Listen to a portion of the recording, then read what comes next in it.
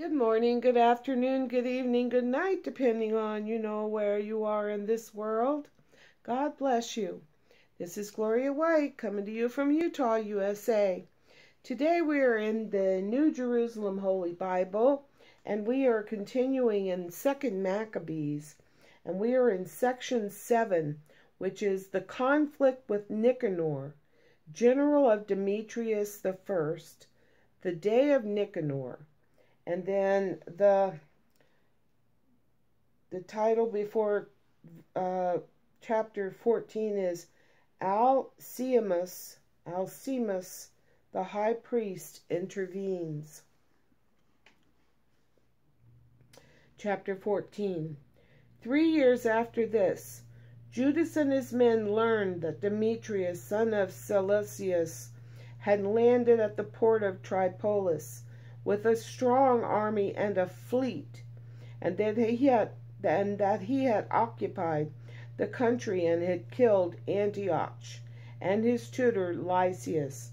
A certain Alcimus, a former high priest, had willfully incurred defilement at the time of the insurrection, realizing that whichever way he turned, there was no security for him, nor any further access to the holy altar.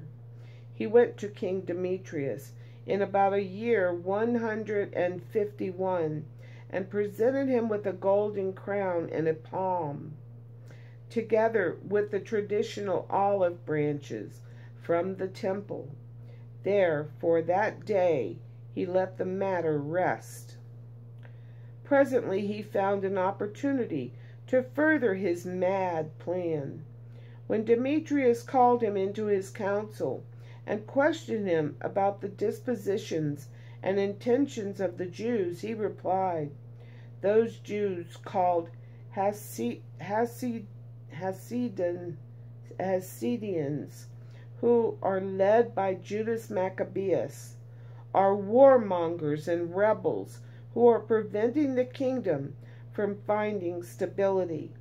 That is why, after being deprived of my hereditary dignity, I mean the high priesthood, I have come here now, first out of genuine concern for the king's interest, and secondly, out of regard for our own fellow citizens, because the irresponsible behavior of those I have mentioned has brought no slight misery on our entire race. When your Majesty has taken note of all these points, may it please you to make provision for the welfare of our country and our oppressed nation, as befits the gracious benevolence you extend to all. For, as long as Judas remains alive, the state will never enjoy peace." No sooner had he spoken thus than the rest of the king's friends, who were hostile to Judas's activities, stoked Demetrius's anger. The latter at once selected Nichonur, then commander of the elephants, promoted him to the command of Judea, and dispatched him with the instructions to dispose of Judas, disperse his followers, and install Alcimus as high priest of the greatest of temples. The foreigners in Judea, who had fled before Judas, flocked to join Nichonur, thinking that the misfortunes and troubles of the Jews would be to their own advantage. Nichonur makes friends with Judas. When the Jews heard that Nichonur was coming, and that the foreigners were about to attack, they sprinkled dust over themselves, and made supplication to him who had established his people forever, and who never failed to support his own heritage by direct manifestations.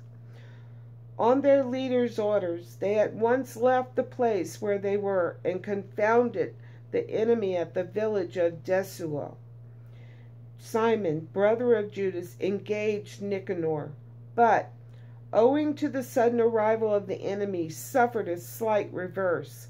Nichonur, however, had heard how brave Judas and his men were, and how resolutely they always fought for their country, and he did not dare allow bloodshed to decide the issue, and so he sent to Poseidonus, Theodotus,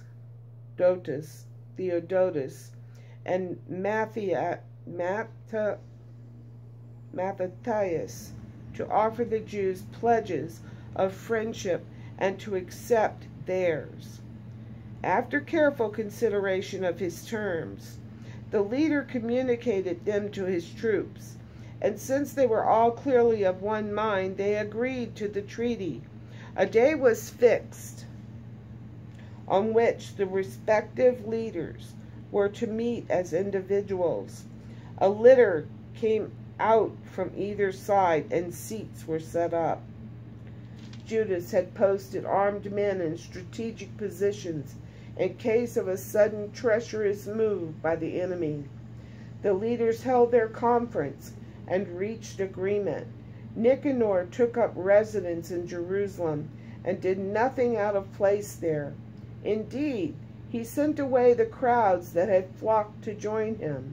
He kept Judas constantly with him, becoming deeply attached to him, and encouraged him to marry and have children. Judas married, settled down, and led a normal life. Alcimus rekindles hostilities, and Nichonur threatens the temple. When Alcimus saw how friendly the two men had become, he went to Demetrius with a copy of the treaty they had signed, and told him that Nichonur was harboring thoughts against the interests of the state, and was planning that Judas, an enemy of the realm, should fill the next vacancy among the friends of the king.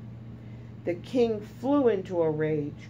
Roused by the slanders of this villain, he wrote to Nichonur, telling him of his strong displeasure at these agreements, and ordering him immediately to send Maccabees to Antioch in chains.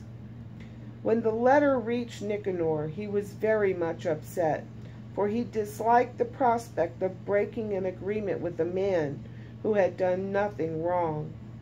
Since, however, there was no way of opposing the king, he waited for an opportunity to carry out the order by the stratagem. Maccabees began to notice that Nichonur was treating him more sharply, and that his manner of speaking to him was more abrupt than it had been, and he concluded that such sharpness could have no very good motive.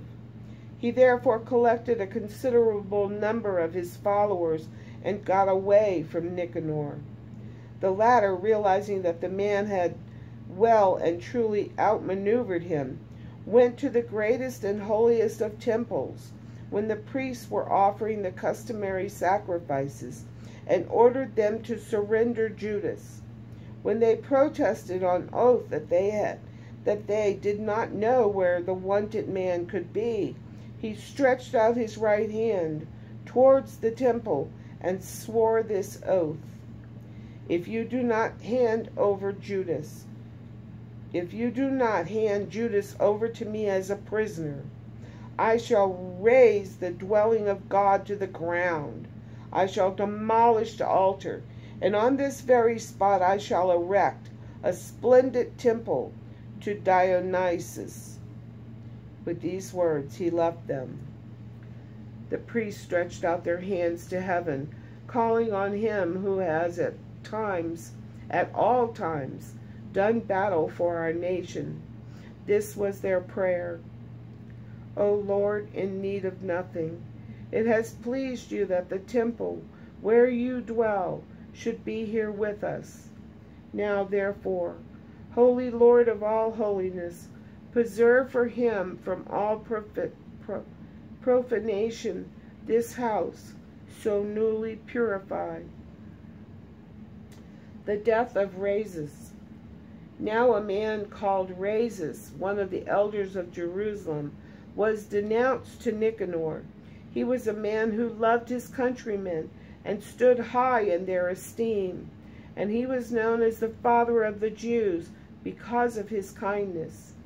In the earlier days of the insurrection, he had been convicted of Judaism, and he had risked both life and limb for Judaism with the utmost zeal.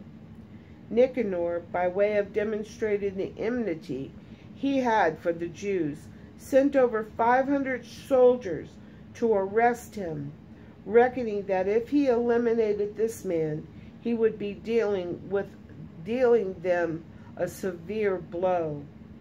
When the troops were on the point of capturing the tower and were forcing the outer door and calling for fire to set the doors alight, Razes, finding himself completely surrounded, fell on his own sword, nobly resolving to die rather than fall into the clutches of these villains and suffer outrages unworthy of his noble birth.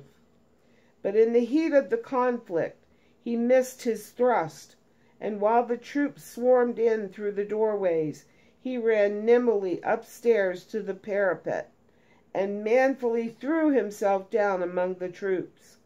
But as they immediately drew back, he fell into the middle of the empty space. Still breathing and blazing with anger, he struggled to his feet, blood spurting in all directions, and despite his terrible wounds, ran right through the crowd. Then, taking his stand on a steep rock, although he had now lost every drop of blood, he tore out his entrails, and taking them in both hands, flung them down on the crowd, calling on the master of his life and spirit to give them back to him one day. Thus he died. Nichonor's blasphemies. Chapter 15.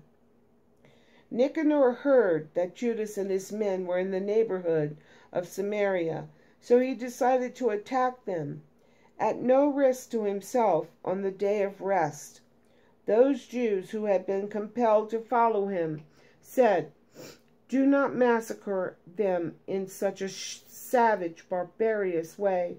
Respect the day on which the All-Seeing has conferred a special holiness." At this, the triple-dyed scoundrel asked if there were in heaven a sovereign who had ordered the keeping of the Sabbath day. When they answered, "The living Lord himself, the heavenly sovereign, has ordered the observance of the seventh day," he retorted, "and I, as sovereign on earth, order you to take up arms and do the king's business." For all that, he did not manage to carry out his wicked plan. Judas harangues his men. His dream. While Nichonur, in his unlimited boastfulness and pride, was planning to erect a general trophy with the spoils taken from Judas and his men, Maccabees remained firm in his confident conviction that the Lord would stand by him. He urged his men not to be dismayed by the foreigners' attack, but, keeping in mind the help that had come to them from heaven in the past, to be confident that this time, too, victory will be theirs with the help of the Almighty. He put fresh heart into them by citing the law and the prophets, and by stirring up memories of the battles they had already won. He filled them with new enthusiasm. Having thus aroused their courage, he ended his exhortation by demonstrating the treachery of the foreigners and how they had violated their oaths. Having armed each one of them not so much with the safety given by shield and lance as with that confidence which springs from noble language, he encouraged them all by describing to them a convincing dream, a vision, as it were.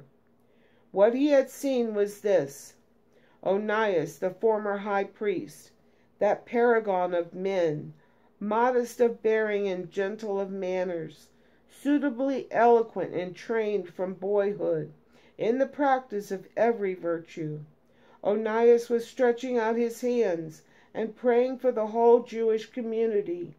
Next, there appeared a man equally remarkable for his great age and dignity, and invested with a marvelous and impressive air of majesty. Onias began to speak. "This is a man," he said, "who loves his brothers and prays much for the people and the holy city. Jeremiah, the prophet of God." Jeremiah then stretched out his right hand and presented Judas with a golden sword, saying as he gave it, "Take this holy sword as a gift from God. With it you will scatter the enemy." Shattered the enemy. Man, these guys know how to fight. But more than that, they know how to stand and rely on the Lord in heaven to protect them and prosper them. Man, to have such courage, huh? Wow. And as always, I love you.